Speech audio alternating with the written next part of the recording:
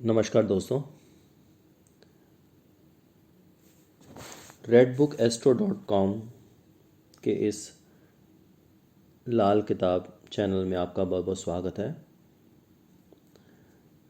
मैं समय समय पर आपको लाल किताब के अलग अलग विषयों के बारे में कुछ ना कुछ जानकारी देता रहता हूँ। जो लोग मेरे साथ जुड़े हुए हैं उन्हें मालूम है कि मैं कुछ ऐसे विषयों को जो अनछुए हैं उनके बारे में जितना भी हो सके, जितना मुझे ज्ञान है पंडित जी की कृपा से, मैं दूसरों को भी उसके बारे में थोड़ा ज्ञान दे सकूं। तो विषय चुनना बड़ा कठिन है, क्योंकि सब लोग इतना अच्छा अच्छा ज्ञान, और वाकई लोगों को बहुत ज्ञान भी है लाल किताब के विषय में। काफ़ी लोग सीरियसली पढ़ते भी हैं। तो ये चुनना बड़ा मुश्किल हो जाता है कि मैं कौन सा टॉपिक लूँ जो किसी ने ना डिस्कस किया हो या जिसके बारे में किसी ने पहले बात ना की हो। तो ये जो मैं आज छोटा सा ये जो ऑडियो रिकॉर्ड कर रहा हूँ, ये एक बड़े टॉपिक है, उसका एक छोटा सा अंश है, हिस्सा है। ठीक है ना। तो इसमें से थोड़ी सी इन्फॉर्मेशन मैं शेयर करूँगा आपसे, और बाकी जो लोग मेरे साथ जुड़े हुए हैं उनको मैं कोशिश करूँगा आर्टिकल अपनी वेबसाइट पे भी डाल पाऊँ। ठीक है, redbookastro.com। तो बाकी मैं आपसे एक बार गुजारिश करूँगा कि आप लोग मेरे इस चैनल को सब्सक्राइब करें, और साथ ही मेरी जो वेबसाइट है redbookastro.com, उस पर भी समय समय पर आप विज़िट करते रहें, ताकि आपको नए नए विषयों के बारे में ज्ञान होता रहे। तो पंडित रूपचंद जी का ध्यान करते हुए मैं आज का विषय लेता हूँ, किस्मत का असर। ठीक है जी। किस्मत का घर, खाना नंबर 2, किस्मत का घर निकालना, है ना, ये अरमान नंबर 10 से मुतालिक है। लेकिन मैं जिस विषय पे बात करने जा रहा हूँ वो है अरमान नंबर 124। तो अरमान नंबर 124 को मोटे मोटे तौर पर मैं अपनी भाषा में आपको एक्सप्लेन करना चाहूँगा। देखिए, खाना नंबर 10 जो है वो किस्मत का मैदान है, लेकिन नौवां घर, जिसके मरकज़ भी बोला गया है, सेंटर भी बोला गया है, जो कि सबसे इम्पॉर्टेंट यानी कि कुंडली की बुनियाद है, वहीं से किस्मत का आरंभ होता है। जब मैंने तोते की पैंती एक्सप्लेन की थी, तो मैंने उसमें एक छोटा सा हिंट भी दिया था आपको। तो उसी विषय को, क्योंकि देखो किस्मत का ग्रह जो है ना, जगाना और घर को जगाना, ये अपने आप में बहुत बड़ा विषय है। और मैं बार बार बोलता हूँ कि उपाय सीख लेना या किसी भी विषय पे जब तक आप गहराई में नहीं जाएंगे तब तक आप उसका सही मर्म नहीं पकड़ पाएंगे। तो मैं कई बार अपनी वीडियो बड़ी बना देता हूँ, विषय भटक भी जाता हूँ, क्योंकि ये मैं बोलने से रोक ही नहीं पाता, इतना मज़ेदार टॉपिक है ये सारी चीज़ें। तो खैर वापस विषय पे आते हैं, और कोशिश करूँगा टू द पॉइंट बात करूँ मैं आपसे और थोड़े शब्दों में एक्सप्लेन करने की कोशिश करूँगा। खाना 9 नंबर मैंने बोला आपको मरकज़ है, सेंटर है, कुंडली का बुनियादी यानी किस्मत का आरंभ जहाँ से होता है वो वाला खाना है ये। ठीक है जी। तो अरमान नंबर 124 में अगर आप देखेंगे तो किस्मत का असर नाम से ये टाइटल लेकिन हमने इसको बताया गया है।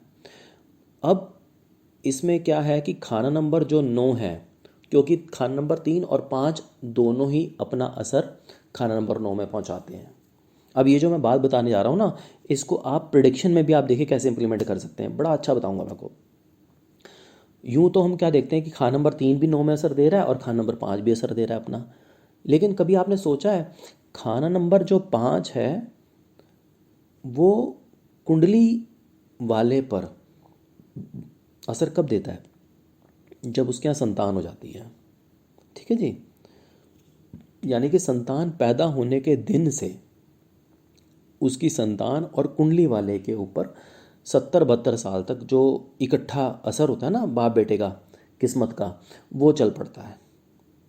अगर उस संतान, कोई भी संतान होने से पहले की अगर मैं बात करूँगा, तो खान नंबर 5 का जो असर 9 में जा रहा है ना, वो सिर्फ और सिर्फ बुजुर्गी लेन देन है सारा। यानी कि उसके बुजुर्गों की किस्मत, बुजुर्गों से लेना देना, जो भी इस तरह की बात हम करेंगे। फ़र्क समझिए आप इस बात को। और इसी प्रकार से खान नंबर 3 जो है ना, खान नंबर 3 भी अपना 9वें में असर देता है। अब या तो उस शख्स का पहले से बड़ा भाई हो, अगर बड़ा भाई होगा तो बड़े भाई की किस्मत भी उस कुंडली वाले जातक पे अपना असर दिखाएगी। और अगर बड़ा भाई नहीं है और इस जातक के पैदाइश के बाद अगर भाई होता है तो उसकी कुंडली अपनी जात वाले यानी कि भाइयों वाइयों पे असर दिखाएगी। ये समझने वाली बात है। अदरवाइज सेम इसमें भी यही होगा कि तीसरा जो खाना है वो बुजुर्गी, जद्दी जदाद, क्योंकि देखो कर्म धर्म का घर है 9वां, ठीक है। या जो भी उसके ज़ाहिरा तौर पे जो अलग असर है वही होंगे इस पे। आप फ़र्क समझ रहे हैं इस बात का? ठीक है जी। अच्छा, अब मैंने बोला कि पांचवा जो है पैदाइश से, और तीसरा जो है वो असर देगा भाइयों के मार्फत। ठीक है जी। अब इसमें समझना ये है, क्योंकि खान नंबर 3 है उसका असर पहले होगा और पांचवें का बाद में। लेकिन आप यहाँ पर एक चीज़ और समझिए कि अगर छोटा भाई और औलाद पहले 35वें साल के चक्र में ही हो जाएं, तो हर हालत में पांचवें घर के ग्रहों का असर यानी कि ज़्यादा होगा, तीसरे घर से भी ज़्यादा असर होगा उसका। ये बात समझने वाली है। ठीक है जी। तो अब जो छोटी मोटी जो मतलब जो मेन बात मैं करना चाह रहा हूँ उसके साथ एक बात और जोड़ देता हूँ।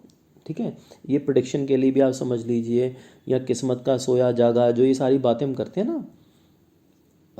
अपना अरमान नंबर 10 के रिगार्डिंग करते हैं जो हम, ठीक है ना, उसमें क्या है कि आपका जो पहला 35 साला चक्र है उसमें तो खान नंबर 3 के ग्रह आपको असर दे रहे हैं। ठीक है ना, खान नंबर 3 का असर होगा मिला मिलाया।